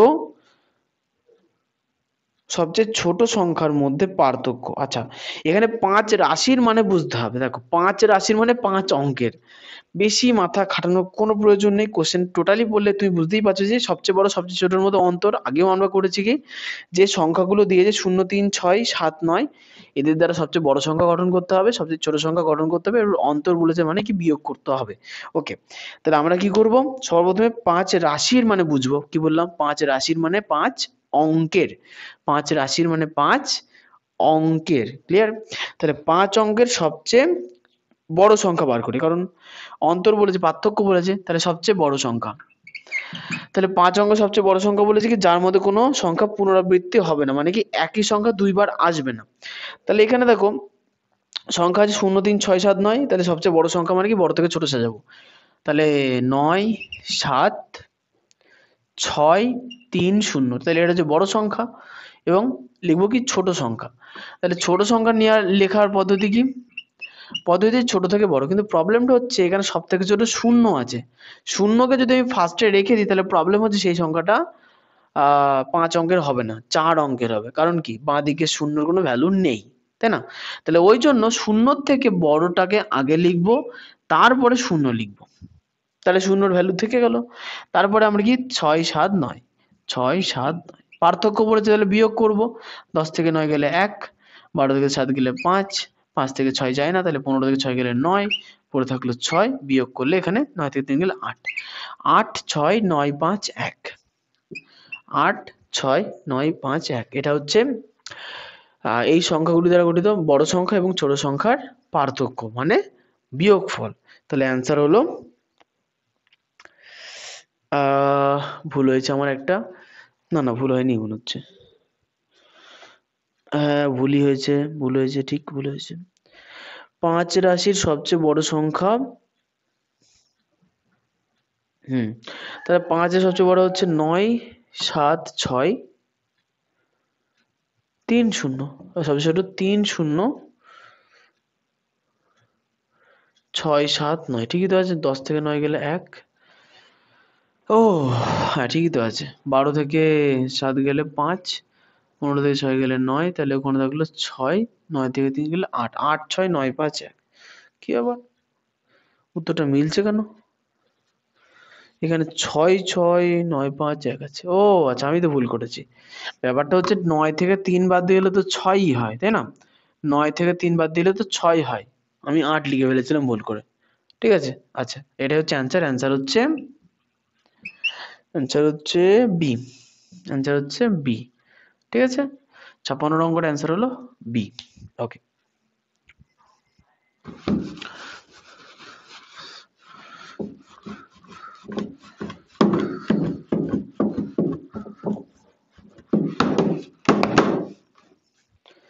এবার হচ্ছে 57 নম্বর কোশ্চেন। 57 তো বলেছে একটি দ্রব্য 500 টাকায় বিক্রি করা হয় এবং তাতে ক্ষতি হয়। যদি একটি 700 টাকায় বিক্রি করা হয়, তবে দোকানদার পূর্বের ক্ষতির চেয়ে 3 গুণ বেশি লাভ করে। দ্রব্যটির ক্রয় মূল্য কত? দেখো এই অঙ্কটা যদি তুমি নর্মালি সূত্র লাগিয়ে করো, অনেক কিছু লাগিয়ে করো, অনেক টাইম লাগবে। বেসিক্যালি অঙ্কটাকে বোঝার জন্য অঙ্কটাকে আরো দুবার পড়তে হবে ভালো করে, ঠান্ডা মাথায়। দেখো তাহলে পড়ো, নিজেরাও পড়ো, আমিও পড়ি। একটি দ্রব্য 500 টাকায় বিক্রি করা হয় এবং তাতে ক্ষতি হয়, হয়েছে। তাহলে একটা দ্রব্য 500 টাকায় বিক্রি করলাম, তাতে কিছু টাকা ক্ষতি হয়েছে।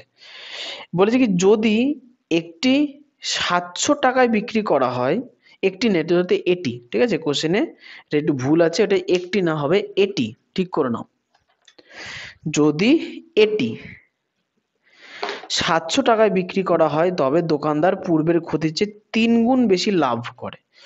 মানে প্রথমে 500 টাকায় বেচে যে ক্ষতিটা হয় সেই ক্ষতির 3 গুণ লাভ করে 700 টাকায় বিক্রি করে। তাহলে এখন বলছে কি দ্রব্যটির ক্রয় মূল্য কত, তাই না? তাহলে এক্ষেত্রে মোট 3টে জিনিস পাচ্ছি। সবার সব থেকে বেসিক জিনিস যেটা বইয়ে লেখা নেই সেটা হচ্ছে ক্রয় মূল্য কত, এটা বার করতে বলেছে, তাই না? এবার 3টে জিনিস হয়েছে, জিনিসটিকে বিক্রি করা হয়েছে, তাহলে আমরা দুদিকেই বিক্রি লিখলাম, মানে বিক্রয় লিখলাম, হয়েছে। প্রথম ক্ষেত্রে হয়েছে ক্ষতি, প্রথম ক্ষেত্রে হয়েছে ক্ষতি, দ্বিতীয় ক্ষেত্রে হয়েছে লাভ। তাহলে আমরা শুধু এখন ক্রয় থেকে ক্ষতি এবং ক্রয় থেকে লাভ কত ঘর সেটা বার করব। ক্লিয়ার? তাহলে দেখো প্রথমে কি বলেছে, একটা দ্রব্য 500 টাকায় বেচেছি, সেক্ষেত্রে আমার ক্ষতি হয়েছে।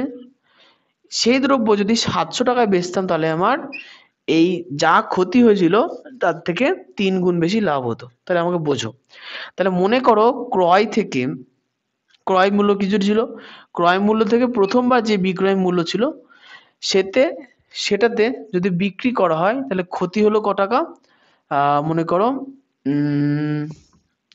এক্স টাকা, সেক্ষেত্রে ক্ষতি হলো ক টাকা, মনে করো এক্স টাকা। বুঝতে পারছো? এক্স না ধরলে প্রবলেম হচ্ছে, এক্স ধরতে হবে অঙ্কটায়। তাহলে কি বললাম, ক্রয় মূল্য থেকে এক্স টাকা কম দামে বিক্রি করলে 500 টাকায় বিক্রি হয়, সেক্ষেত্রে আমার এক্স টাকা ক্ষতি, কারণ কি এক্স টাকা ক্রয়ের থেকে কমে বেচেছি।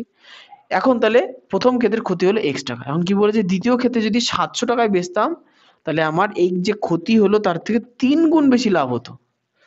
এই যে ক্ষতি হয়েছে এক্স টাকা তার 3 গুণ বেশি লাভ হতো। তার মানে কি ক্রয় মূল্য থেকে 700-তে পৌঁছাতে গেলে আমার লাভ কত হবে, যা ক্ষতি হয়েছে এক্স টাকা তার 3 গুণ। তাহলে 3 গুণ এক্স কে 3 দিয়ে গুণ করলে কত হতো, 3x টাকা। কত হতো, 3x টাকা। হচ্ছে প্রথমবার ভালো করে জিনিসটা বুঝবা। 3টে জিনিস আছে কোশ্চেনে, একটা হচ্ছে ক্রয় যেটা দেওয়া নেই বার করতে বলেছে, জিজ্ঞাসা চিহ্ন দিয়ে রাখি। একটা হচ্ছে বিক্রয় যেটা হচ্ছে 500 টাকা, সেক্ষেত্রে ক্ষতি হয়েছে। আরেকটাও বিক্রয় আছে যেটা হচ্ছে 700 টাকা, যেক্ষেত্রে লাভ হয়েছে। এখন লাভ আর ক্ষতির বিষয়টা কি বলেছে, ক্রয় মূল্য থেকে না, যদি 500 টাকায় বিক্রি করা হয় তাহলে একটা ক্ষতি হয়, সেটাকে আমরা ধরে নিয়েছি এক্স টাকা ক্ষতি হয়, এবং সেই একই জিনিসকে যদি 700 টাকায় বিক্রি করা হয় তাহলে আগে যা ক্ষতি হয়েছিল মানে এই এক্স টাকা তার 3 গুণ বেশি লাভ হয়। তার কত গুণ বেশি লাভ হয়, 3 গুণ। তাহলে এক্সও একটা টাকার পরিমাণ, তাই 3x একটা টাকার পরিমাণ। তাহলে এখন দেখো প্রথমবার বিক্রয় আর দ্বিতীয়বার বিক্রয়ের মাঝখানে ক টাকার পার্থক্য আছে। দেখো প্রথমবারে 500, দ্বিতীয়বারে 700, তারপরে টাকার পার্থক্য হচ্ছে 200 টাকা। টাকার পার্থক্য কত হচ্ছে, 200 টাকা। আবার দেখো আমরা যখন ক্ষতি হিসাব করেছিলাম তাহলে সেক্ষেত্রে পেলাম, দেখো ক্ষতির সংখ্যা কত, 500 থেকে 700 মাঝখানে টোটাল ক্ষতির টাকা কত, প্রথম ক্ষেত্রে এক্স টাকা, দ্বিতীয় ক্ষেত্রে 3x টাকা। তার মানে কি এক্স আর 3x যদি যোগ করো তাহলে 4x টাকার পার্থক্য আছে। কতর পার্থক্য, 4x টাকার। তাহলে 200 টাকা মানে 4x টাকা, তাই 200 টাকা মানে 4x সমান সমান আমরা 200 টাকা লিখতে পারি। বুঝতে পেরেছো? তাহলে 4x টাকা মানে 200 টাকা। তাহলে শুধু x, সেক্ষেত্রে 4টা এদিকে চলে যাবে কি আকারে যাবে, ভাগ আকারে, কারণ 4টা x এর সঙ্গে গুণ আকারে আছে, ওদিকে যাবে ভাগ আকারে। তাহলে 200 কে আমরা 4 দিয়ে ভাগ করি, 4 দিয়ে ভাগ করলে 4 5 20 আর এটা শূন্য, তাহলে কত হলো, 50 টাকা। তাহলে x এর মান আমরা কত পেলাম, 50। আর তাহলে 3x এর মান কত, 3 গুণ 50 মানে হচ্ছে 150 টাকা। বুঝতে পারলাম? তার মানে 500 থেকে ক্রয় মূল্য 50 টাকা বেশি। তাহলে 500 যোগ 50 কত হচ্ছে, 550। ছোট ছোট করে লিখলাম। একইভাবে 700 থেকে জিনিসটা 150 টাকা কম, কারণ 150 টাকা লাভ হয়েছে। তাহলে 700 থেকে 150 বাদ দাও, তাহলে 0, 5 আর 5 এ 10, 6 এ না 5, কারণ এখান থেকে এক তো নিয়ে নিয়েছিলাম, 6 থেকে 1 গেলে 5। দেখো তো, তাহলে লাভের ক্ষেত্রে বিক্রয়ের থেকে 150 বাদ দিলে এটাই হচ্ছে, আবার ক্ষতির ক্ষেত্রে বিক্রয়ের সঙ্গে যে ক্ষতি হলো সেটা যোগ করলে 5,550 হচ্ছে। তাহলে কি বুঝতে পারলাম যে এই দ্রব্যটার ক্রয় মূল্য কত? 550 টাকা। অ্যান্সার কত হলো? অ্যান্সার হচ্ছে বি। অ্যান্সার হচ্ছে বি। যারা বুঝতে পারলে না তাদের জন্য আমি আরেকবার বোঝানোর চেষ্টা করছি। কোশ্চেনটাই বলেছে কি কোনো একটা জিনিস আছে যেটাকে 500 টাকা যদি বিক্রি করি একটা নির্দিষ্ট পরিমাণ ক্ষতি হয়, সেটা আমরা ধরে নিয়েছি x টাকা। 500 টাকায় বেচলে x টাকা ক্ষতি। ক্লিয়ার? আচ্ছা, এবার বলেছে কি ওই একই জিনিসকে যদি আমি 700 টাকায় বেচতাম তাহলে আগে যে ক্ষতি হয়েছিল, তাহলে x টাকা ক্ষতি হয়েছিল, তার 3 গুণ বেশি টাকা লাভ হয়। 3 গুণ বেশি মানে কি x টাকার 3 গুণ 3x টাকা। 3x টাকাতে 3x টাকা লাভ হয়। তাহলে আমরা দেখলাম কি ক্রয় মূল্য থেকে ক্ষতি এবং ক্রয় মূল্য থেকে লাভ এর মাঝখানে টোটাল কতগুলো ঘর আছে। এর মাঝখানে আমরা দেখতে পাচ্ছি কি x আছে 4টে, একটা x আর এখানকার 3x, টোটাল 4টে x। আবার দেখছি যে প্রথম বিক্রি এবং দ্বিতীয় বিক্রির মাঝখানে পার্থক্য 200 টাকা। তাহলে 4x কে আমরা 200 বলতে পারি, 4x কে আমরা 200 বলতে পারি। তাহলে x কত হলো? 4টাকে ওদিকে নিয়ে যাবো, x ছিল গুণ আকারে, সরি 4 ছিল গুণ আকারে, তাহলে ওদিকে গেলো বাই আকারে মানে ভাগ আকারে। 200কে 4 দিয়ে ভাগ করলাম তাহলে হলো 50। তাহলে x এর মান হলো 50 টাকা। তাহলে এখানে যদি ক্ষতির জায়গায় 50 হয় তাহলে ক্ষতির ক্ষেত্রে বিক্রয় মূল্যের সঙ্গে যদি ক্ষতি 50 টাকা ক্ষতি যোগ করে দিই তাহলে কি পাবো? ক্রয় মূল্য পাবো। তাহলে 500 যোগ 50 হচ্ছে 550, এটা ক্রয় মূল্য। আমি বললাম না দাদা বুঝতে পারলাম না। তাহলে একটা কাজ করা যায়, লাভের থেকে, ভুল বললাম, লাভের ক্ষেত্রে বিক্রয় মূল্য 700 টাকা, এর থেকে যদি লাভ বাদ দিয়ে দিই তাহলে আমি ক্রয় মূল্য পাবো। তাহলে দেখতে পাচ্ছি কি লাভ ছিল 3x টাকা। তাহলে 3x মানে 3 গুণ 50, কারণ x এর মান 50, 3 5 15, 150 টাকা। তার মানে কি 700 টাকায় বেচে 150 টাকা লাভ। 700 থেকে 150 টাকা বাদ দিয়ে দাও, দেখো 550ই বেরোবে। তার মানে কি জিনিসটার ক্রয় মূল্য ছিল কত? 550 টাকা। জিনিসটার ক্রয় মূল্য ছিল 550 টাকা। ওকে, এবার চলে আসবো 58 নাম্বার প্রশ্নে।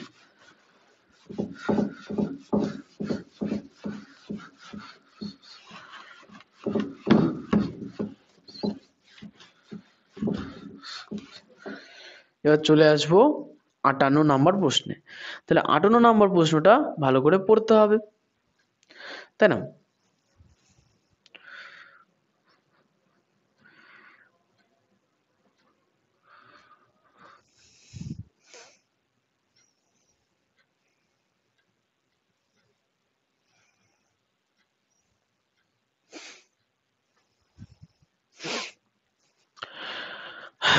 আটান্ন নাম্বার প্রশ্ন দেখো, 58 নাম্বার প্রশ্নে কি বলেছে? বলেছে কি যখন -1কে ওই সংখ্যা দিয়েই 100 বার গুণ করা হয় তখন উত্তর কি আসে, তাই না? আচ্ছা স্ক্রিনটা ব্লার হয়ে যাচ্ছে, আমি একবার দেখছি। এই তো এবার ঠিক হয়ে গেছে, তাই না? ওকে, লক করে দিই। ওকে, লক করে দিই। আচ্ছা, তাহলে 58 কোশ্চেনটা কি বলেছে? 58 কোশ্চেনটা বলেছে কি যখন -1কে ওই সংখ্যা দিয়েই মানে -1 দিয়েই 100 বার গুণ করা হয় তখন এর ফল হয় কত? মানে -1কে -1 -1 এইভাবে টোটাল 100 খানা -1 পরপর লিখে আমাকে গুণ করতে বলেছে। 100 খানা -1 পরপর লিখে আমাকে গুণ করতে বলেছে। তাহলে সেক্ষেত্রে উত্তর কত আসবে? তাহলে যে বোকা হবে সে 100টা পরপর লিখে গুণ করবে, দিয়ে সারা সময় নষ্ট করে ফেলবে। কিন্তু আমরা সেটা করবো না। দেখো, আমরা ছোট্ট একটা বুদ্ধি কাজে লাগাই। দেখো, যে আমরা জানি কি 1কে যত দিয়েই গুণ করি মানে 1কে 1 দিয়ে যতবারই গুণ করি উত্তর একই আছে। যেমন 1কে 1 দিয়ে গুণ করলে 1, 1 1কে 1। আবার দেখো ওই 1কে 1 দিয়ে গুণ করলে 1। তার মানে কি 1কে 100টা 1 দিয়ে গুণ করলেও একই আসবে। তাহলে আমাদের উত্তর 1 এলো। এবার মেন জিনিসে দাঁড়াচ্ছে চিহ্ন। মেন জিনিসে কিসে দাঁড়াচ্ছে? চিহ্নতে। দেখো মাইনাসকে যখন আমি দুটো মাইনাস নিয়ে গুণ করছি তাহলে দুই মাইনাসে মাইনাসে প্লাস, কিন্তু যে তিনটে মাইনাসে যাচ্ছে দেখো মাইনাস, তাহলে মাইনাসে মাইনাসে প্লাস, প্লাসে মাইনাসে মাইনাস, তাই না?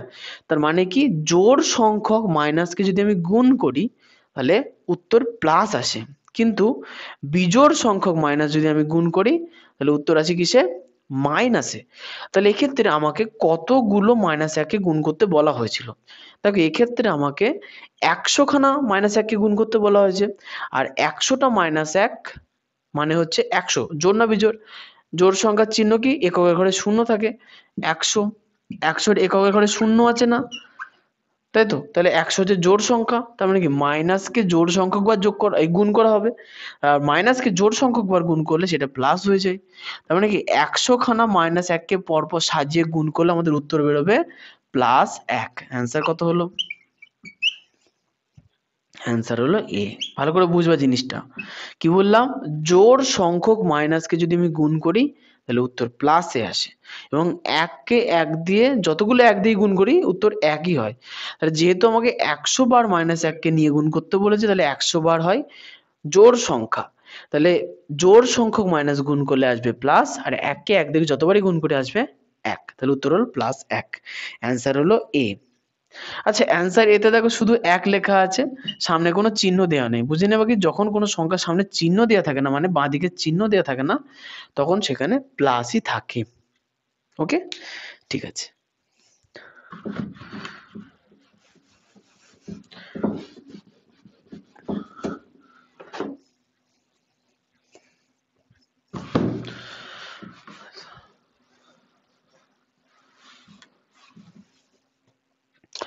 এবার চলে আসি 59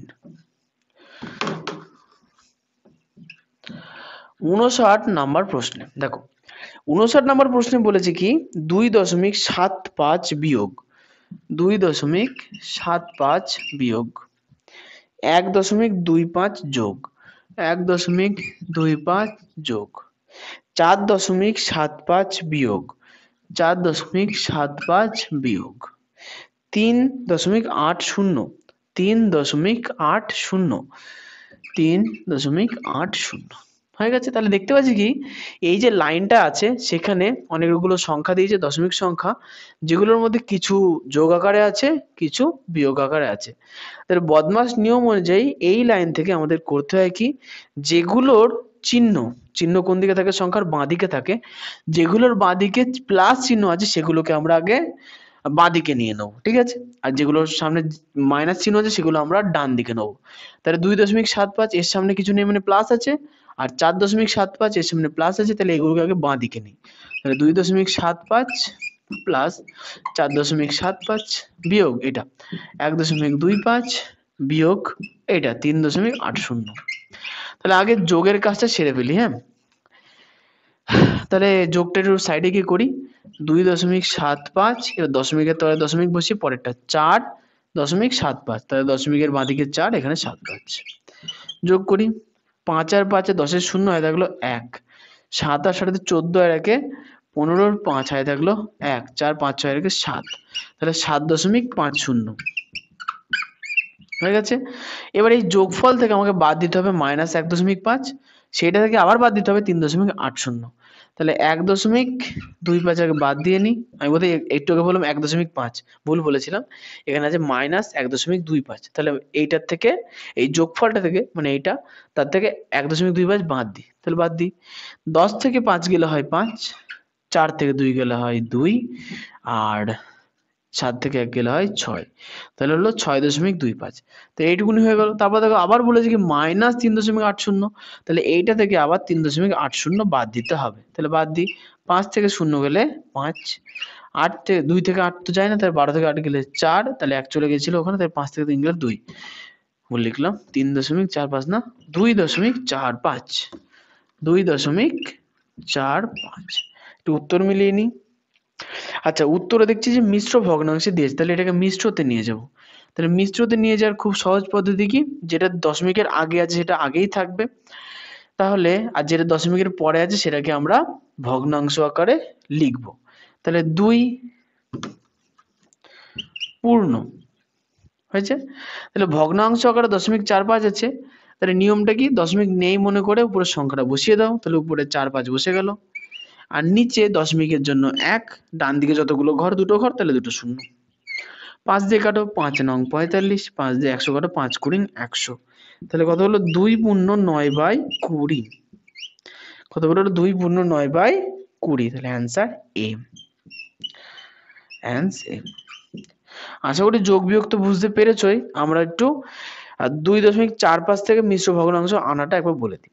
দেখো 2টা দশমিকের বাঁ দিকে আছে, মনে রাখবা, দশমিক থেকে মিশ্রতে আসার সময় যেগুলো বাঁদিকে থাকে দশমিকের সেগুলো পূর্ণ হয়ে যায় সরাসরি, এবং দশমিকের ডান দিকে যেগুলো থাকে সেগুলো সরাসরি উপরে বসে, এবং দশমিকের জন্য নিচে 1, ডান দিকে যতগুলো ঘর থাকে ততগুলো শূন্য।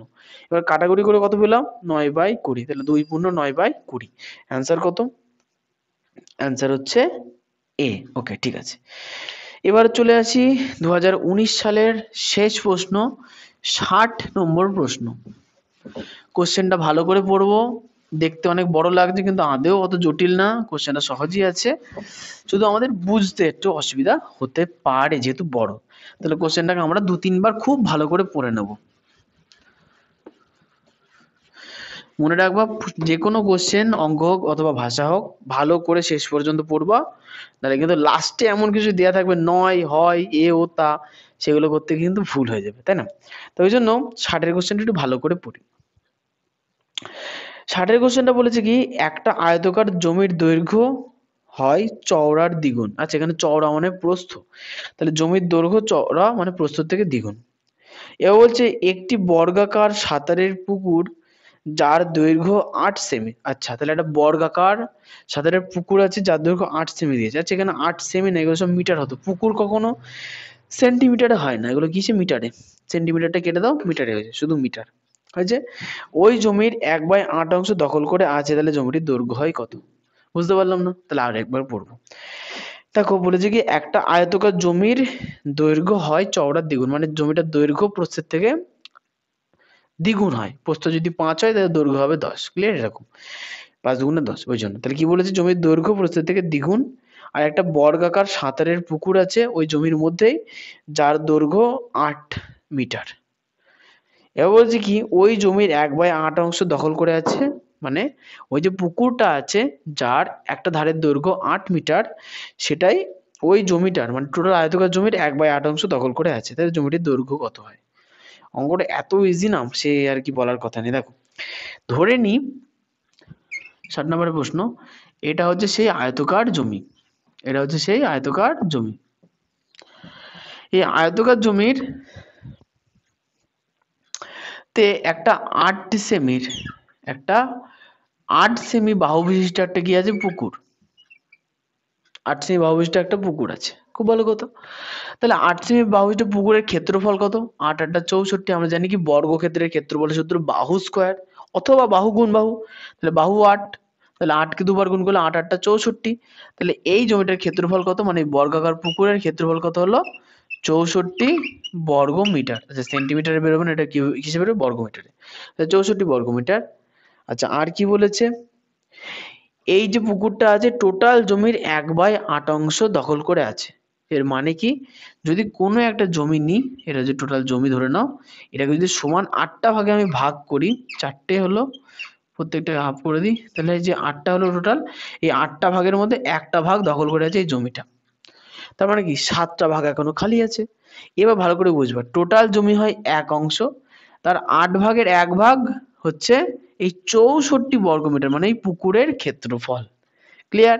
তাহলে 1 ভাগ যদি 64 বর্গমিটার হয়, তাহলে টোটাল 8 ভাগ কত বর্গমিটার হবে? 64 কে 8 দিয়ে গুণ করবো, কারণ কি, টোটাল জমিকে আমরা 8 ভাগে ভাগ করলে একটা ভাগের মান 1/8 অংশ পাই, এবং সেই 1/8 অংশ বলেছে কি 64 বর্গমিটার, তাই না? তাহলে এখন 64কে যদি আমি 8 দিয়ে গুণ করি, তাহলে টোটাল 8টা ভাগে টোটাল ক্ষেত্রফল পাবো, সেটাই হচ্ছে কি ওই আয়তকার জমির ক্ষেত্রফল হবে। তাহলে আয়তকার জমির ক্ষেত্রফল কত হবে? 64 গুণ 8 বর্গ মিটার। হয়ে গেছে? এটা হচ্ছে পুরো জমি, পুরো জমির ক্ষেত্রফল। হয়ে গেছে? আচ্ছা, পুরো জমির ক্ষেত্রফল এটা। এবার কোশ্চেনে বলেছে কি, জমিটির দৈর্ঘ্য কত হয়? আচ্ছা, তাহলে জমিটির দৈর্ঘ্য,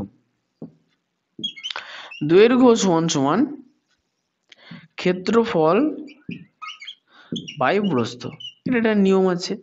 এখন দেখো, ক্ষেত্রফল আমাদের বেরিয়েছে কিন্তু 64 গুণ 8, কিন্তু প্রস্থ কত সেটা কিন্তু আমরা জানি না।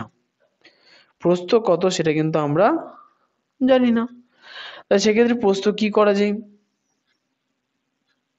কি করা যাবে প্রস্থকে? প্রস্থ আমরা কি করে বার করব? দেখো, এখানে একটা কন্ডিশন বলে দিয়েছে, এখানে একটা কন্ডিশন বলে দিয়েছে কি যে আয়তকার জমিটির দৈর্ঘ্য মানে এইখান থেকে এতটা, সেটা প্রস্থ মানে এইখান থেকে এতটা এর দ্বিগুণ, মানে প্রস্থ 5 হলে দৈর্ঘ্য 10, এটা হচ্ছে কথা, প্রস্থর থেকে দ্বিগুণ হয়। তাহলে এই কন্ডিশনটা অ্যাপ্লাই করে আমরা এই যে ক্ষেত্রফল বার করেছি এখান থেকে আমরা বার করব দৈর্ঘ্য। ঠিক আছে, যেহেতু প্রস্থ দেওয়া নেই সেহেতু এই ক্ষেত্রফল আর এই কন্ডিশন দিয়ে আমাকে দৈর্ঘ্যটা বার করতে হবে। তাহলে আমরা আয়তক্ষেত্রের ক্ষেত্রফল জানি, তাহলে কি লিখবো? আয়ত ক্ষেত্রফল সূত্র কত? সূত্র কি? আয়তক্ষেত্রের ক্ষেত্রফলের সূত্র কি? বাহু গুণ বাহু, মানে উপরের বাহু যেটাকে বলা হয় দৈর্ঘ্য, আর সাইডের বাহু যেটাকে বলা হয় প্রস্থ, মানে কি দৈর্ঘ্য গুণ প্রস্থ, দৈর্ঘ্য গুণ প্রস্থ। ঠিক আছে, শর্টকাটে লেখার জন্য দেওয়ার পর লিখলাম। ওকে, এখন কোশ্চেনে বলে দিয়েছে কি জমিটার দৈর্ঘ্য প্রস্থের দ্বিগুণ, তার মানে কি দৈর্ঘ্য মানে আমরা প্রস্থকে 2 দিয়ে গুণ করে লিখতে পারি। তাহলে কি লিখবো? দৈর্ঘ্যের জায়গায় লিখবো 2 গুণ প্রস্থ, আর এই প্রস্থটা ছিল তাহলে এই প্রস্থটা বসে গেল। আর ক্ষেত্রফল আমরা কতবার করলাম? 64 গুণ 8, 64 গুণ 8, এটা হচ্ছে আয়তক্ষেত্রের ক্ষেত্রফল। তাহলে আমাকে বার করতে হবে প্রস্থ, তাহলে প্রস্থ আর প্রস্থ একদিকে থাকলো, আমি দুইটা একদিকে নিয়ে চলে আসি। তাহলে দুইটা এদিকে ছিল গুণ আকারে, তাহলে এদিকে আসবে ভাগ আকারে। তাহলে 64 গুণ 8 বাই 2, 2 দিয়ে 8 কাটা হবে 4, তাহলে এদিকে থাকলো প্রস্থ আর প্রস্থ, প্রস্থ ইন্টু প্রস্থ। তাহলে 64 আর 4 থাকলো, তাহলে আমাদের এই 64 আর 4কে কি আকারে আনতে হবে? একই রকম দুটো সংখ্যার গুণফল আকারে আনতে হবে, যাতে আমরা বুঝতে পারি। দেখো এবার আমরা জানি কি 64 মানে কত? 8 গুণ 8, অথবা যদি মনে না পড়ে 64কে ভাগ করো, 2 দিয়ে ভাগ করলে 3 2, 2 দিয়ে ভাগ করলে 1 6, 2 দিয়ে ভাগ করলে 8, 2 দিয়ে ভাগ করলে 4, 2 দিয়ে ভাগ করলে 2। তাহলে কটা 2 এর সেট হলো 64? মানে তিনটে তিনটে করে দুটো 2 এর সেট, তাহলে 3টে 2 এর গুণফল কত? 2 দুগুণে 4, 4 দুগুণে 8, 2 দুগুণে 4, 4 দুগুণে 8। অথবা আমরা লিখতে পারি 6টা 2 কে আমরা পরপর লিখি, 2 গুণ 2 গুণ 2 গুণ 2 গুণ 2 গুণ 2, তিনটে 6টা 2 লিখে ফেললাম। সঙ্গে আছে 4, 4 মানে কটা 2? দুটো 2, 2 গুণ 2, 2 গুণ 2 সমান সমান প্রস্থ গুণ প্রস্থ। তাহলে আমাকে একটা প্রস্থ বার করার জন্য কি করতে হবে? এই যতগুলো 2 আছে তাকে দুটো সেটে ভাগ করে নিতে হবে। তাহলে 2 কটা আছে? 1 2 3 4 5 6 7 8, তাহলে আমাকে চারটে চারটে সেট বানাতে হবে। আচ্ছা, তাহলে এখান থেকে এইটুকুনি একটা, আবার এখান থেকে এইটুকুনি একটা, তাহলে 2 দুগুণে 4, 4 দুগুণে 8, 8 দুগুণে 16, তাহলে হবে কি 16 গুণ 16, তাহলে বা 16 গুণ 16 সমান সমান প্রস্থ গুণ প্রস্থ। তাহলে 16 গুণ 16 মানে যদি প্রস্থ গুণ প্রস্থ হয়, তাহলে মানে কি পেলাম?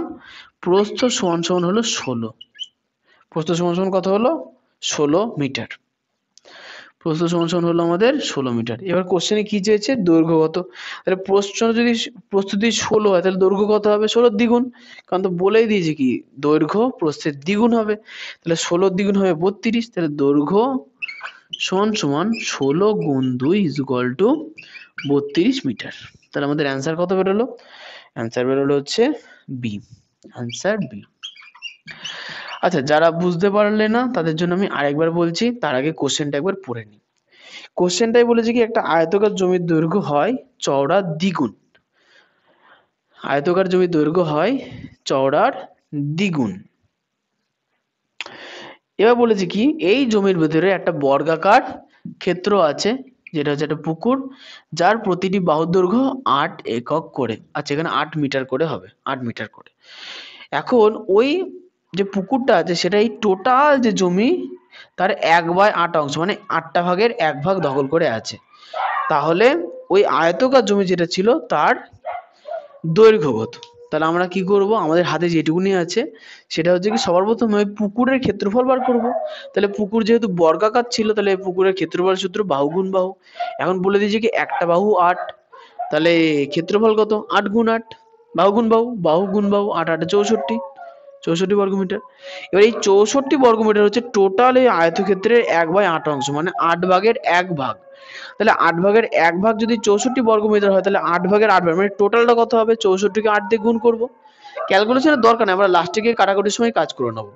তাহলে 64কে 8 দিয়ে গুণ করে বেরবো কি টোটাল আয়তক্ষেত্রের ক্ষেত্রফল হয়েছে। এবার কোশ্চেনে বলি তাহলে দৈর্ঘ্য কত, তাহলে আমরা দৈর্ঘ্য বার করার সূত্র লিখলাম, তাহলে আয়তক্ষেত্রের দৈর্ঘ্য সমান সমান ক্ষেত্রফল বাই প্রস্থ। এখন দেখো আমরা ক্ষেত্রফল তো জানি কিন্তু প্রস্থ জানি না। আবার দেখো দৈর্ঘ্য বার করতে, তাহলে দৈর্ঘ্য আর প্রস্থ জানি না। তো যখন এরম কন্ডিশন আছে যে কোনো অঙ্কে যে দৈর্ঘ্য আর প্রস্থ কোনোটাই জানি না, সেক্ষেত্রে সূত্র কি, হয় ক্ষেত্রফল নয় পরিসীমা কোনো আকারে দেওয়া থাকে।